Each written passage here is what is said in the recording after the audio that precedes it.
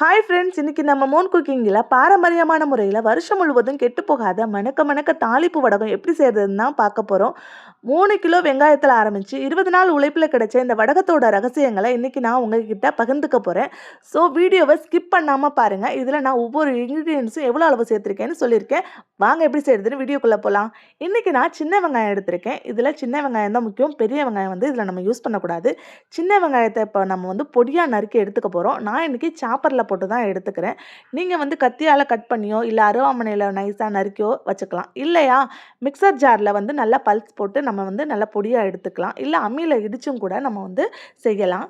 நான் இன்றைக்கி சாப்பரில் தான் இந்த 3 கிலோ வெங்காயத்தையும் சாப் பண்ணி எடுத்திருக்கேன். பாருங்கள் எவ்வளோ நல்லா பொடியாக நறுக்கியிருக்கேன்னு. இதில் வந்து 1 2 முழுசுமாக இருந்துச்சுன்னா நமக்கு வந்து உருண்டை பிடிக்கிறதுக்கு வராது. ஸோ இந்த பக்குவத்தில் நம்ம எடுத்துக்கலாம். இப்போ இதில் நம்ம வந்து நல்லா ஒரு 2 டீஸ்பூன் அளவுக்கு வந்து மஞ்சத்தூள் எடுத்து சேர்த்துக்கலாம். அதுக்கப்புறம் கொஞ்சமாக கல்லுப்பு இதில் சேர்த்துக்கலாம். கல்லுப்பு எதுக்கு சேர்க்குறோம்னா வெங்காயத்தில் இருக்க ஈரப்பதத்தை வந்து வெளியேற்றி கெட்டு போகாமல் வந்து பாதுகாக்கும். மஞ்சத்தூள் வந்து ஒரு நல்ல கிருமி நாசினி, அது வடக்கத்துக்கு வந்து ஒரு நல்ல நிறத்தையும் கொடுக்கும். இதை வந்து நம்ம நல்லா கையால் நல்லா பிசைஞ்சு எடுத்துக்கலாம். இப்போ இதை வந்து நம்ம வந்து வெயிலில் வந்து அப்படியே காய வைக்க போகிறோம். நல்லா வெயிலில் நல்லா தாம்பாளத்தில் வந்து நான் வந்து கொட்டி நல்லா பரப்பி விடுறேன். நான் வந்து இன்றைக்கி ஒரு 2 3 பிளேட் எடுத்திருக்கேன். அப்போ தான் வந்து சீக்கிரம் அந்த வெங்காயத்தில் உள்ள ஈரப்பதம்லாம் போகும். அப்போ தான் நம்ம வந்து மற்ற பொருட்கள்லாம் நம்ம வந்து சேர்க்கலாம். இப்போ பாருங்கள், நல்லா வெயிலில் வந்து ஒரு 3 பிளேட்டில் நல்லா பரப்பி கொட்டி காய வச்சுருக்கேன். இப்போ பாருங்கள் மறுநாள் ஆயிடுச்சு.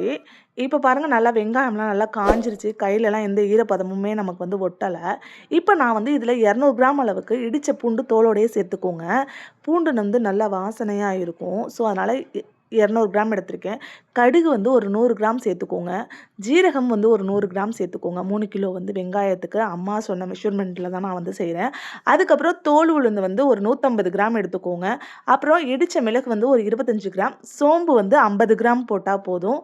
அதுக்கப்புறம் வெந்தயமும் ஒரு 100 கிராம் எடுத்திருக்கேன். பெருங்காயத்தூள், அதுக்கப்புறம் நல்லா ஒரு கைப்பிடி நிறையா கருவேப்பிலை சேர்த்துக்கோங்க. அதுக்கப்புறம் நல்லெண்ணெய் கொஞ்சமாக சேர்த்துக்கோங்க. நல்லெண்ணெய் வந்து ஒரு 100 கிராம் சேர்த்துருக்கேன். விளக்கெண்ணெய் தான் இதில் வந்து ரொம்ப முக்கியமான விஷயம். இது வடகத்தை வந்து நல்லா மென்மையாக இருக்கவும், நல்லா சீக்கிரமே வண்டு பிடிக்காமல் இருக்கவும் நான் வந்து நல்லா உதவும். வந்து உருண்டை பிடிக்கிற பக்குவத்துக்கு வந்து விளக்கெண்ணெய் வந்து நல்லாயிருக்கும். விளக்கெண்ணெய் நான் வந்து ஒரு 100 கிராம் எடுத்திருக்கேன். இப்போ எல்லாமே சேர்த்து நல்லா கையால் நம்ம வந்து எல்லா வெங்காயத்துலேயும் நம்ம வந்து படுற மாதிரி நல்லா பிசைஞ்சு எடுத்துக்கலாம். நீங்கள் வந்து இது உங்கள் வீட்டில் ட்ரை பண்ணி பாருங்கள். நான் இதை வந்து அம்மாட்ட கேட்டு தான் இந்த ரெசிபியை நான் செஞ்சேன். ஆனால் ஃபஸ்ட்டு தடவை செஞ்சிருந்தாலும் ரொம்பவே சூப்பராக வந்துருச்சு. அம்மாவுக்குமே கொடுத்து விட்டேன். சூப்பராக செஞ்சுருக்கேன்னு சொன்னாங்க. நான் இப்போ தான் அது ஃபஸ்ட் டைமாக செய்கிறேன். இது வரைக்கும் நான் செஞ்சது கிடையாது. அம்மாவே சூப்பர்னு சொன்னேன். இந்த வடகை பக்கம் நம்ம யூடியூப் குடும்பத்தில் இருக்கிற உங்களுக்கும் போய் சேரணும்னு தான் ஆசைப்பட்டேன். அதனால தான் இது கண்டிப்பாக வந்து செஞ்சு பார்க்கணுன்ட்டு செஞ்சேன். ரொம்பவே சூப்பராக வந்துருந்துச்சு. நீங்களும் வந்து ட்ரை பண்ணி பாருங்கள். இப்போ வந்து நம்ம என்ன பண்ணலான்னா, இது வந்து மறுநாள் வந்து நைட்டு அதை அப்படியே வச்சுருங்க நம்ம பிசைஞ்சு வச்சதோட. இப்போ மறுநாள் காலையில் அதை அப்படியே எடுத்து நம்ம வந்து ஒவ்வொரு உருண்டையாக எடுத்து நம்ம ஒன்றோட ஒன்று ஒட்டாமல் கொஞ்சம் இடைவெளி விட்டு நம்ம சுற்றி வர தட்டில் வந்து உருட்டி உருட்டி வச்சுக்கலாம்.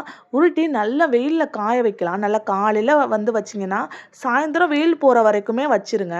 அதுக்கு இடையில எடுக்க வேணாம்.